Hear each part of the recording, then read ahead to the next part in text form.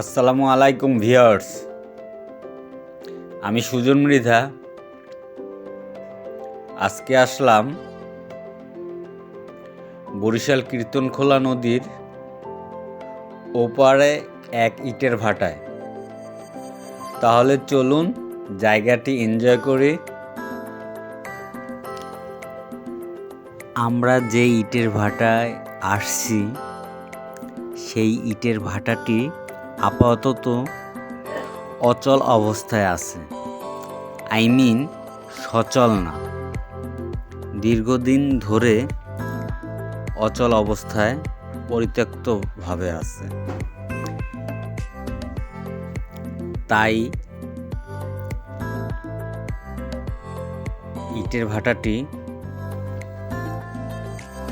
খুব কাছ থেকে দেখতে পাচ্ছি কিভাবে ইটের ভাটায় ইট তৈরি করে বা প্রক্রিয়াটা কি।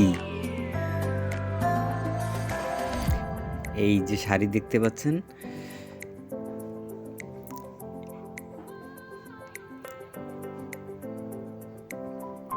এই ফাঁকগুলো থেকে ধোঁয়া টেনে নিয়ে, বরিশালের ভাষায় এটাকে চুঙ্গা বলে বা অনেকে পাইপ বলে, এখান থেকে ধোঁয়া টেনে আকাশের দিকে নিয়ে যায়। আর এই যে স্পেসটা চারিপাশটা, এখানে কাঁচা ইট আর লার্কি বা কাঠ পুড়িয়ে দেওয়া হয় একসাথে।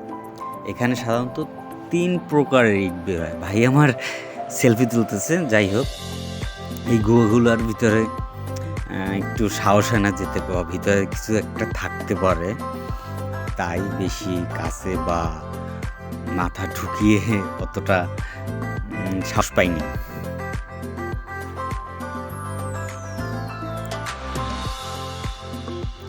দেখুন,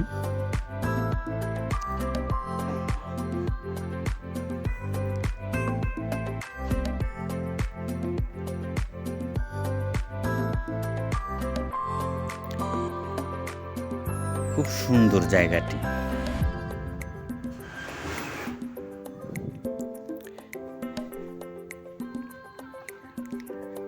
যেখান থেকে হাঁটতেছি সাধারণত এখানেই ইটগুলো সারিভাবে দেওয়া হয় পুরানোর জন্য।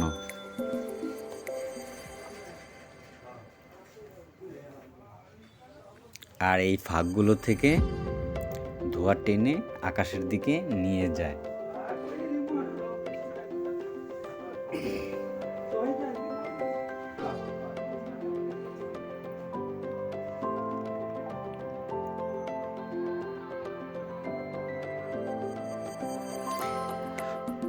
যদি একটা সচল ইটের ভাটায় আমরা যেতাম আপনাদের নিয়ে, তাহলে এভাবে দেখাতে পারতাম না।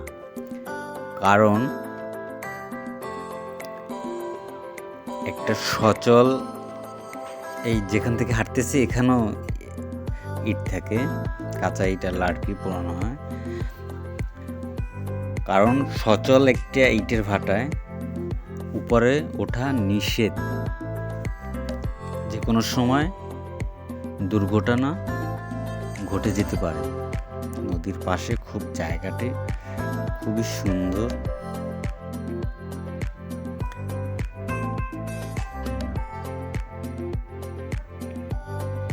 শীতের সকাল, কুয়াশা কেটে সূর্য উঠছে। এই যে একটা সচল ইটের ভাটা দেখতে পাচ্ছেন, আপনাদের নিয়ে যাব ওখানে অল্প সময়ের জন্য। একটি তেলের ট্যাঙ্কার দেখা যাচ্ছে।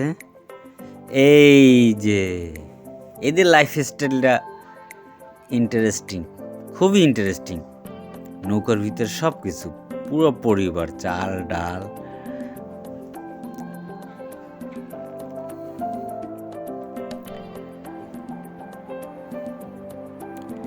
এই যে ছোট বালক তার গৃহপালিত পশু তার গৃহে নেওয়ার জন্য আসছে।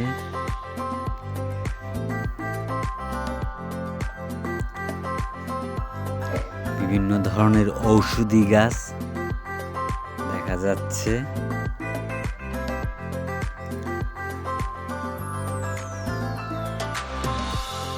এখানে প্রত্যেকটা গাছই কোনো না কোনো কাজে লাগে, যে কোনো লতা, যে কোনো পাতা।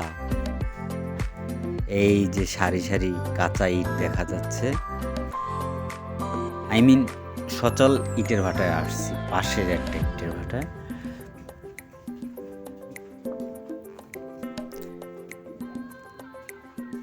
ঢাইসে ঢাইসে বানানো হয়েছে, সারি সারিভাবে দেওয়া আছে। পরে এগুলো ওই যে দেখাই, এই যে দেখতে পাচ্ছেন। আল্লাহ হাফেজ।